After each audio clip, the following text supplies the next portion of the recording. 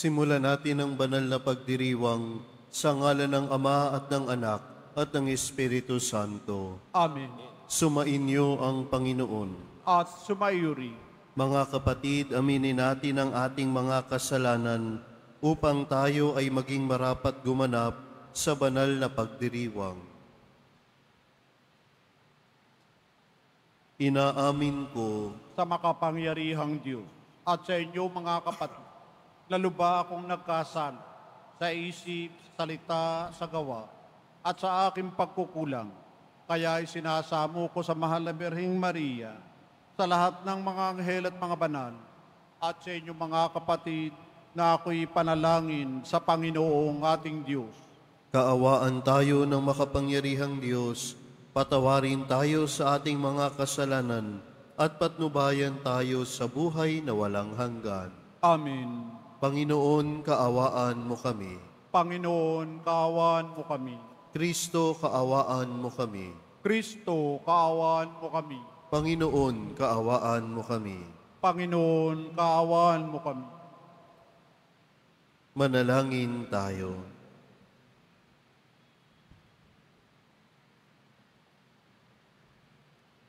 Ama naming makapangyarihan, pinanauli at pinahahalagahan mo ang wagas na katapatan. Itaguyod mo ang aming kalooban upang mahubog sa sigasig ng iyong Espiritu at maging matatag sa pananalig at masipag sa gawa ng pag-ibig sa pamamagitan ni Hesukristo kasama ng Espiritu Santo magpa sa walang hanggan. Amen. Maupo po tayo. Pagbasa mula sa aklat ni Propeta Jeremias. Sinasabi ng Panginoon, parurusahan ko ang sinumang tumatalikod sa akin at nagtitiwala sa kanyang kapwa, sa lakas ng mga taong may hangganan ang buhay. Ang katulad niya'y halamang tumubo sa ilang, sa lupang tigang at sa lupang maalat na walang ibang tumutubo. Walang mabuting mangyayari sa kanya. Ngunit maligaya ang taong nananalig sa Panginoon. Pagpapalain ang umaasa sa kanya. Ang katulad niya ay halamang nakatanim sa tabi ng batisan. Ang mga ugat ay patungo sa tubig.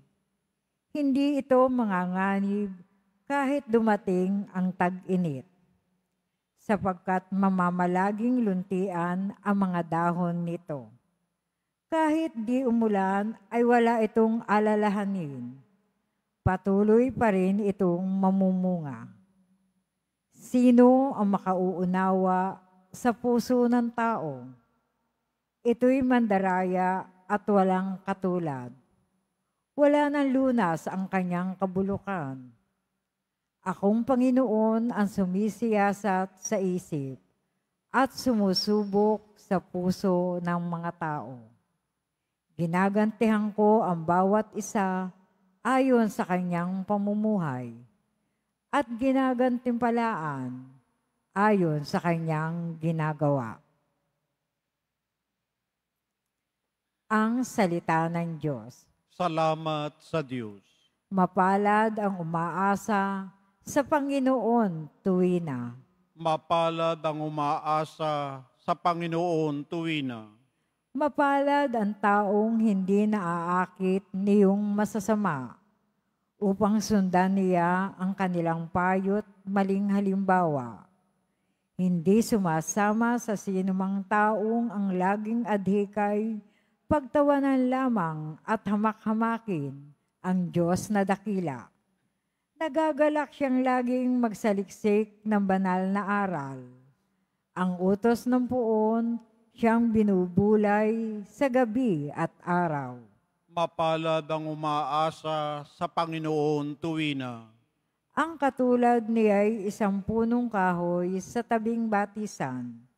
Sariwa ang dahon laging namumunga sa kapanahunan.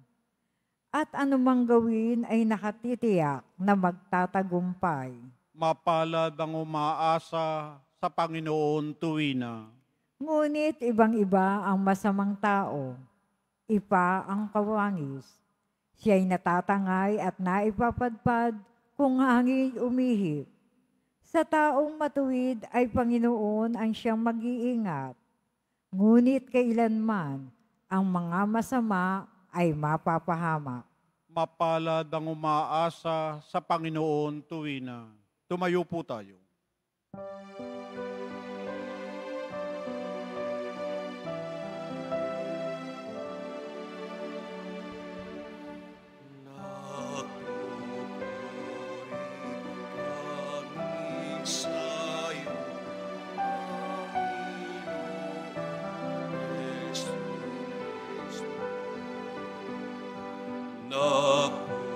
Nagpupuri kami sa'yo, Panginoon Jesus.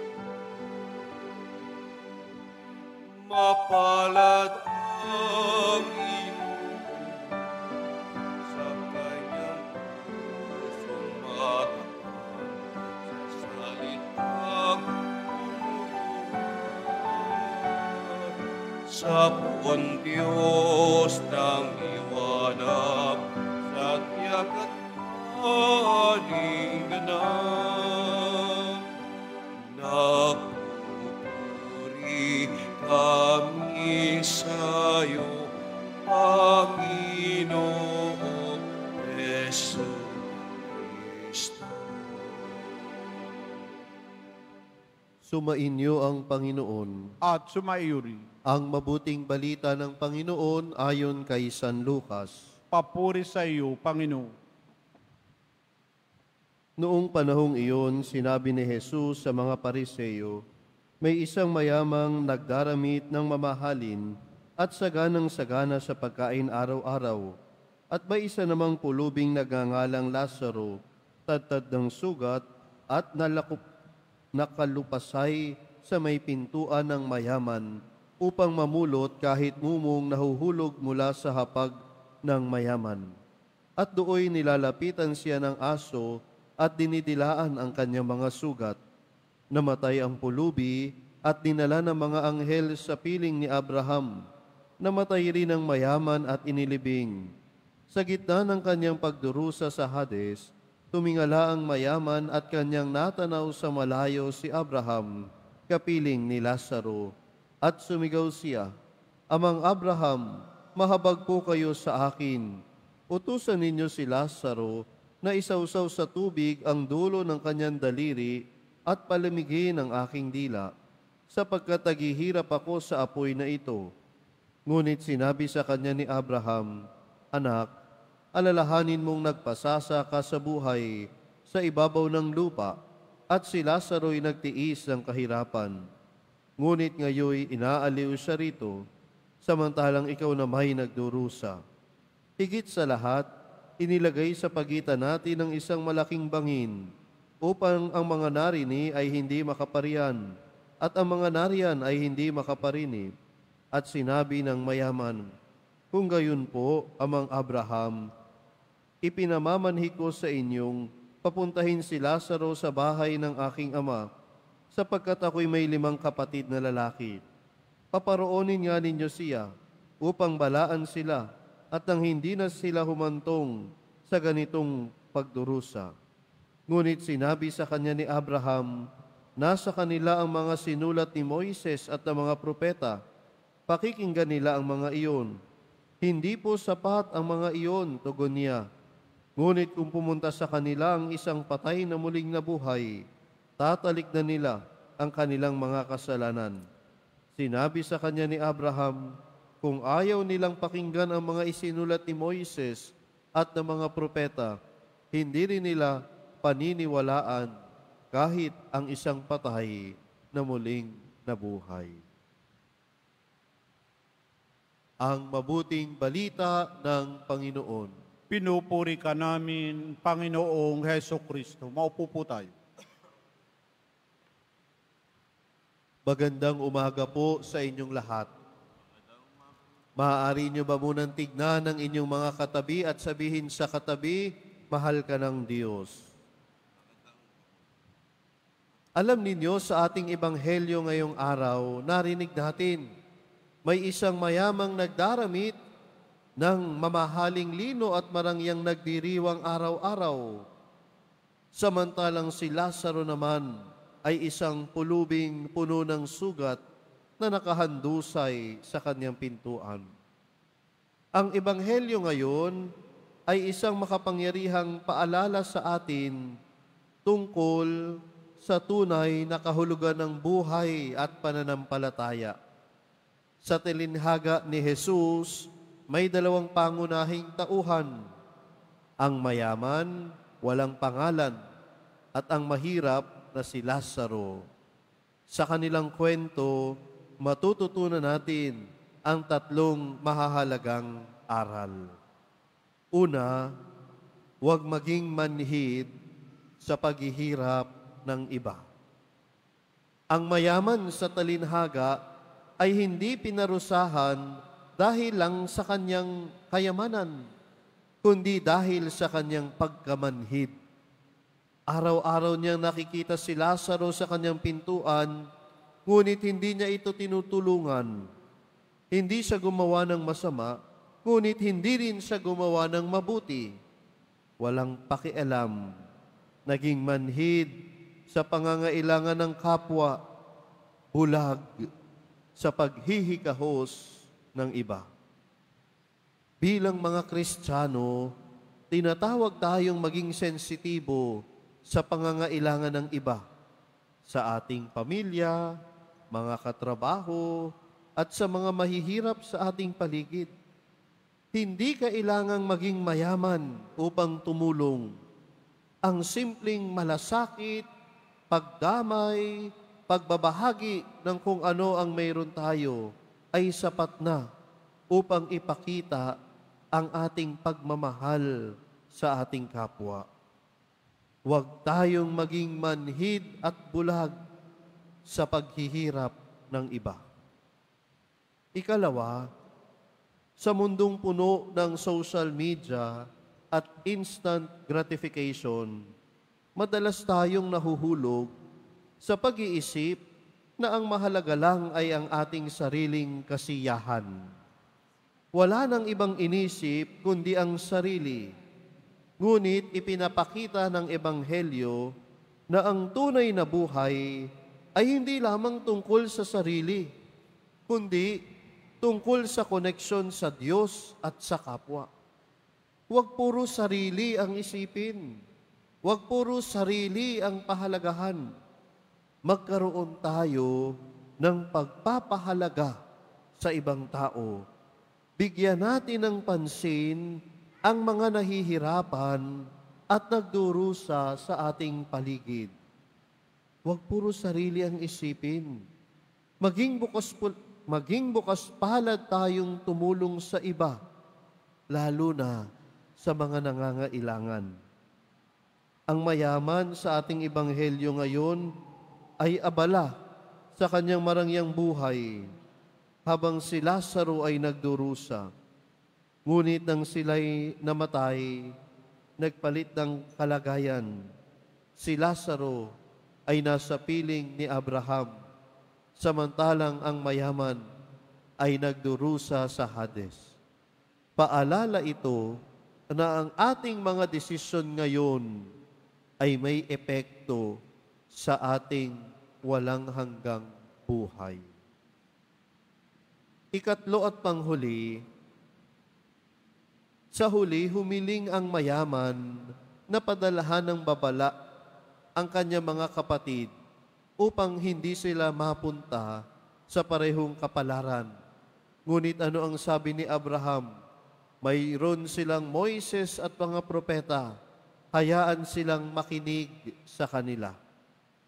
Tayo rin, may mga paalala mula sa Diyos, sa Biblia, mga katikista, sa ating mga magulang, sa ating simbahan. Ngunit madalas, hindi natin ito pinakikinggan.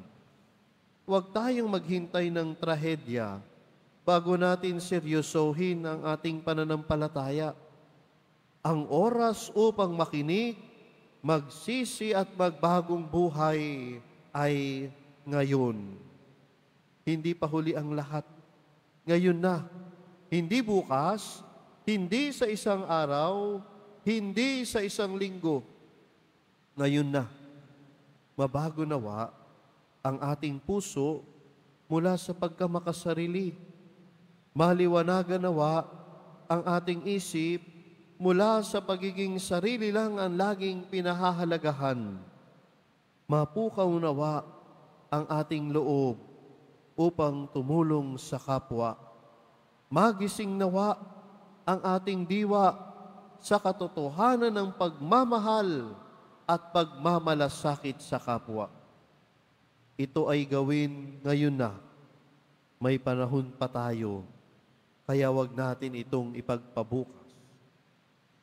Mga minamahal na kapatid, ngayong araw, sa ating patuloy na pagdinilay, tanungin natin ang ating sarili, sino si Lazaro sa aking buhay? Ako ba ay nagpapahalaga lang sa aking sariling kaligayahan o iniisip ko din ang aking kapwa? Ako ba ay manhid? Ako ba ay bulag sa pangangailangan ng iba? Naway wag tayong maging tulad ng mayamang walang malasakit. Sa halip, maging bukas palad tayo sa paggawa ng mabuti, makinig sa salita ng Diyos, at mamuhay ng may pananampalataya. Panginoong Hesus, tulungan mo akong makita ka sa aking kapwa upang ako ay maging bukas palad, upang ang aking puso ay mapuno ng malasakit, upang ako ay makatugon sa tawag mo na mahalin at magmalasakit sa kapwa. Nang sa lahat ng bagay, ang Diyos ay papurihan. Amen.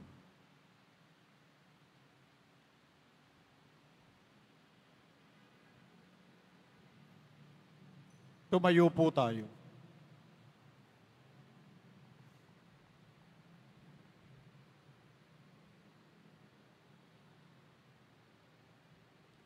Minamahal ko mga kapatid, habang inaalala natin ang mga pangangailangan ng mga dukha, lumapit tayo sa ating Diyos na nagbabahagi ng Kanyang kayamanan sa pagsusugo ng Kanyang anak sa mundo. Ama ng mga dukha, pagpalain mo kami. Ama ng mga dukha, pagpalain mo kami. Ang simbahan, naway, ipadama ang habag ni Kristo sa mga dukha na nagpupunyagi para sa isang higit na makatarungang lipunan. Manalangin tayo. Ama ng mga dukha, pagpalain mo kami.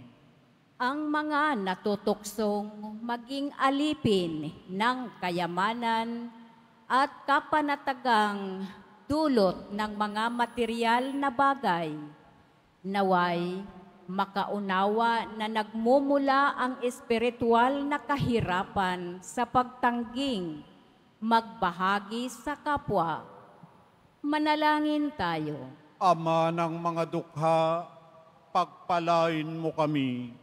Tayong lahat, naway, tumanggap ng biyayang magpakita ng awa at habag, pag-unawa at pagiging bukas palad sa mga nangangailangan. Manalangin tayo. Ama ng mga dukha, pagpalain mo kami. Ang mga may sakit, naway, palakasin ng init ng mapagmahal na presensya ng Panginoon. Manalangin tayo. Ama ng mga dukha, pagpalain mo kami. Ang mga namayapa naway, makabahagi sa kaligayahan at kapayapaan ng kaharian ng Diyos. Manalangin tayo. Ama ng mga dukha, pagpalain mo kami.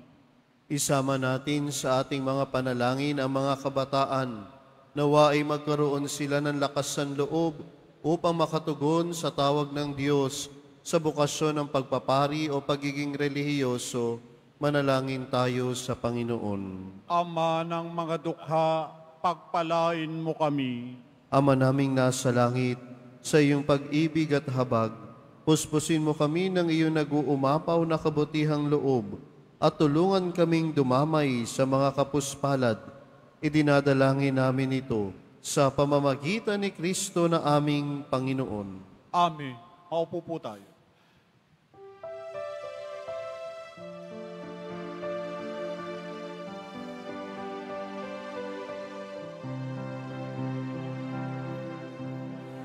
Salamat sa iyo, aking Panginoong Hesus. Ako'y inibig at inakiglat mo. Ang tanging alay ko sa aking Ama ay buhay ko, ubos kaluluwa. Di makaya na maipagkaloob, mamahaling iyas, inigintong nilukob ang aking dalangin. Diyos ay tanggapin ang tanging alay ko, nawa'y gamit. Ito lamang, Ama, wala nang iba pa akong hinihiling. Tumayo po tayo.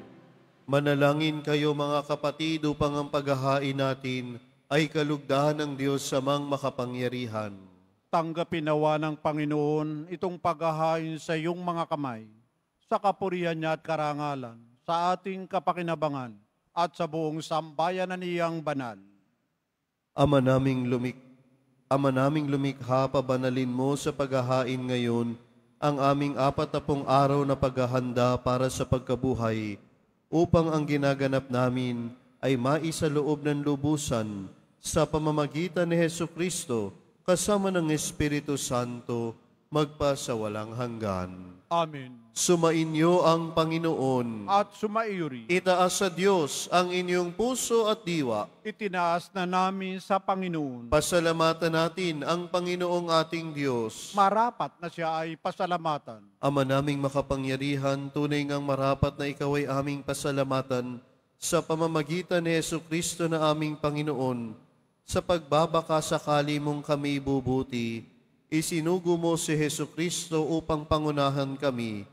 Bilang pagsunod sa iyong atas na bigay, ipinahayag ng iyong anak ang iyong kalooban na ang mga apit-dukha ay kanyang damayan. Ngayon ay iyong inihahandog ang pagkataong aming maisaloob ang kanyang ganap at kusang paglilingkod upang sa iyo'y lagi kaming makasunod. Kaya kaisa ng mga anghel na nagsisiawit ang papuri sa iyo nang walang humpay sa kalangitan, kami nagbubunyi sa iyong kadakilaan. Santo, Santo, Santo, Panginoong Diyos ng mga hukbo, napupuno ang langit at lupa ng kadakilaan mo, o sana sa kaitaasan.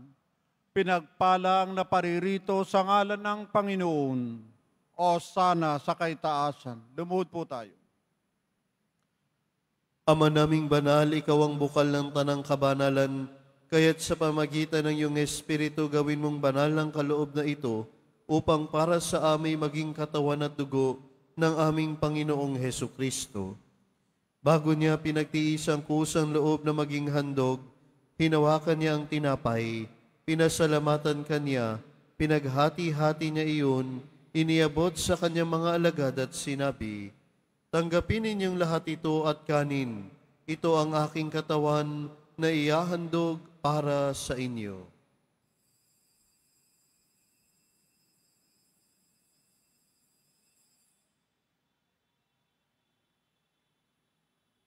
Gayun din naman nung matapos ang hapunan, hinawakan niya ang kalis, muli kanyang pinasalamatan, inabot niya ang kalis sa kanyang mga alagad at sinabi, "Tanggapin ninyong lahat ito at inumin.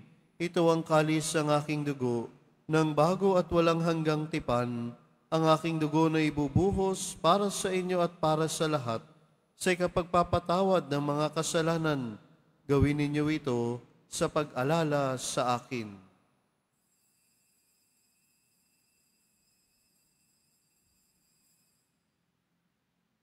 Tumayo po tayo.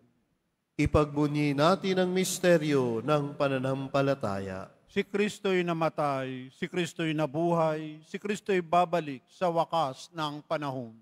Ama, ginagawa namin ngayon ang pag-alala sa pagkamatay at muling pagkabuhay ng iyong anak, kaya tiniaalay namin sa iyo ang tinapay na nagbibigay buhay at ang kalis na nagkakaloob ng kaligtasan.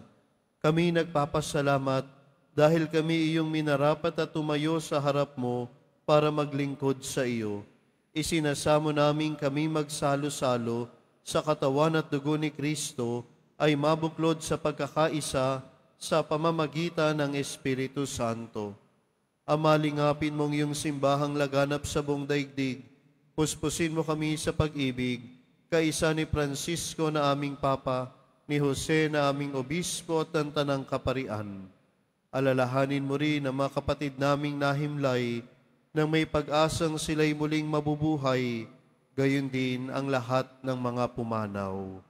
Kaawaan mo sila at patuloyin sa iyong kaliwanagan. Kaawaan mo at maging tapatin kaming lahat na makasalo sa iyong buhay na walang wakas. Kaisa ng mahal na Birheng Maria na Ina ng Diyos, ng kabiyak ng puso niyang si San Jose, kaisa ng mga apostol ni San Benito, San Beda, Santa Teresita, at ng lahat ng mga banal na namuhay dito sa daigdig ng kalugod-lugod sa iyo, maipagdiwang nawa namin ang pagpupuri sa ikararangal mo sa pamamagitan ng iyong anak na aming Panginoong Hesu Kristo. Sa pamamagitan ni Kristo, kasama niya at sa Kanya, ang lahat ng parangal at papuri ay sa iyo, Diyos amang makapangyarihan, kasama ng Espiritu Santo, magpa sa walang hanggan. Amen. Sa tagubiling ng mga nakagagaling na utos at turo ni Jesus na Panginoon natin at Diyos, ipahayag natin ang lakas loob. Ama namin, sumasalangit ka, sambahin ang ngalan mo, mapasa amin ang kaharian mo, sundin ang loob mo dito sa lupa para nan sa langit. Bigyan mo kami ngayon ng aming kakanin sa araw-araw at patawarin mo kami sa aming mga sala para ng pagpapatawad namin sa nagkakasala sa amin at huwag mo kaming ipahintulot sa tukso at iadya mo kami sa lahat ng masama. Hinihiling namin kami adya sa lahat ng masama, pagkalooban ng kapayapaan araw-araw, iligtas sa kasalanan at ilayo sa lahat ng kapahamakan, samantalang aming pinananabikan ang dakilang araw ng pagpapahayag ng tagapagligtas naming si Hesu Kristo. Sapagkat iyo ang kaharian at ang kapangyarihan at ang kapurihan magpakailanman. Amen. Panginoong Hesu Kristo, sinabi mo sa iyong mga apostol, kapayapaan ang iniiwan ko sa inyo, ang aking kapayapaan ang ibinibigay ko sa inyo. Tunghayan mo ang aming pananampalataya at huwag ang aming pagkakasala. Pagkalooban mo kami ng kapayapaan at pagkakaisa ayon sa iyong kalooban, kasama ng Espiritu Santo, magpa sa walang hanggan. Amen. Ang kapayapaan ng Panginoon nawa ay laging sumainyo. At sumaiyo rin. Magbigayan kayo ng kapayapaan sa isa't isa. Peace be with you. Kordero ng Diyos na nag-alis ng mga kasalanan ng sanlibutan, maawa ka sa amin. Kordero ng Diyos na nag-alis ng mga kasalanan ng sanlibutan, maawa ka sa amin. Kordero ng Diyos na nag-alis ng mga kasalanan ng sanlibutan, ipagkaloob mo sa amin ang kapayapaan. Lumuhod po tayo. Mga kapatid, ito ang kordero ng Diyos. Ito ang nag-aalis ang kasalanan ng sanlibutan. Mapalad ang mga inaanyayahan sa kanyang piging. Panginoon, Hindi ako karapat-dapat na magpatuloy sa iyo, ngunit sa isang salita mo lamang ay gagaling na ako.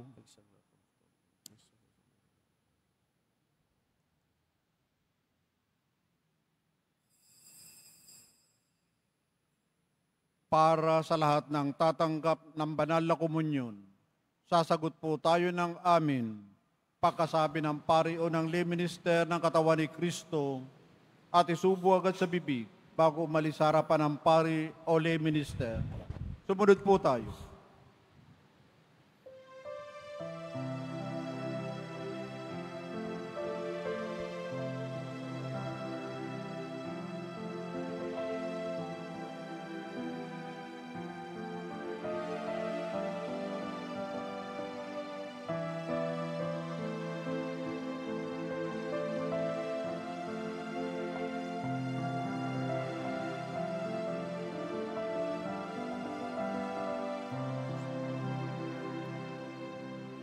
Sa Diyos lang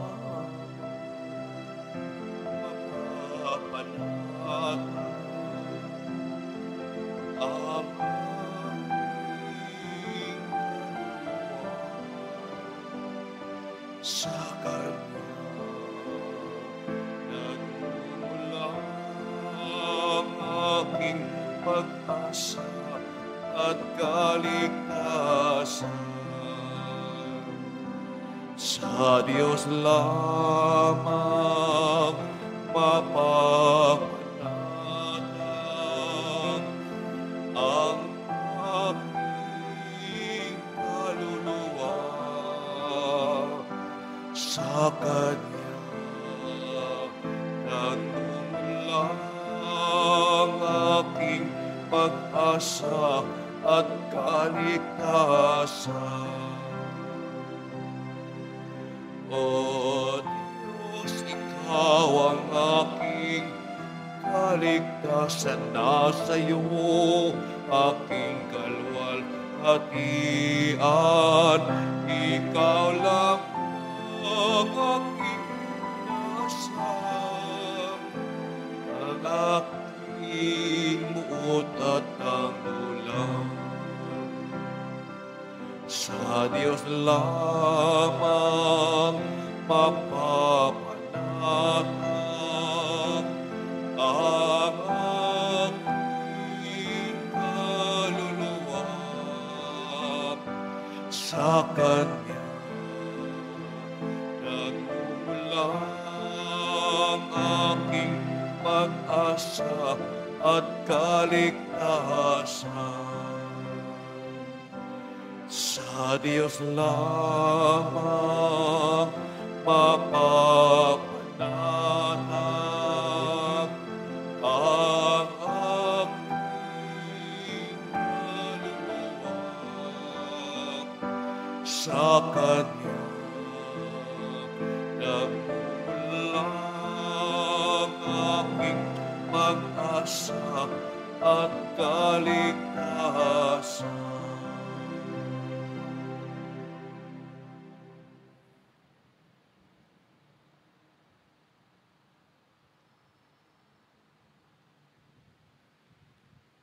Mga paalaala sa mga nagsisimba.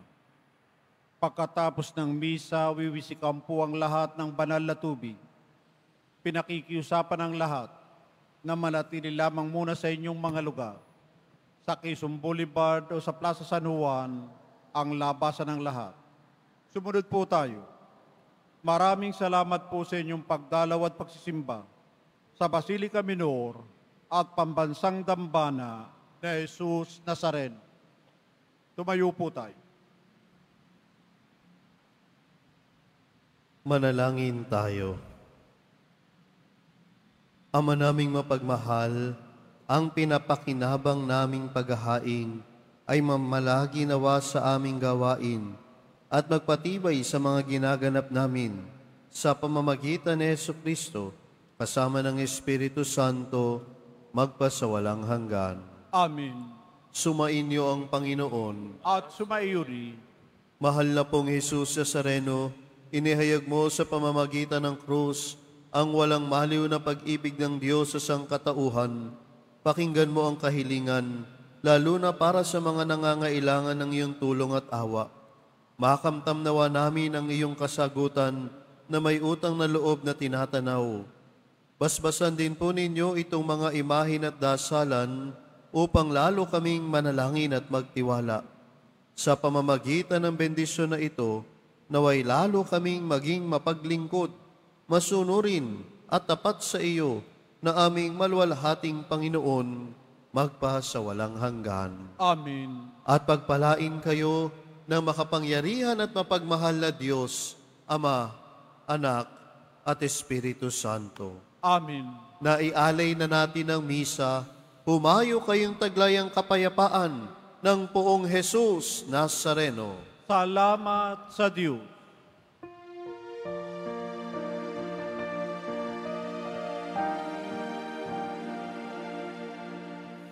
Nuestro Padre Jesús, sinasamahan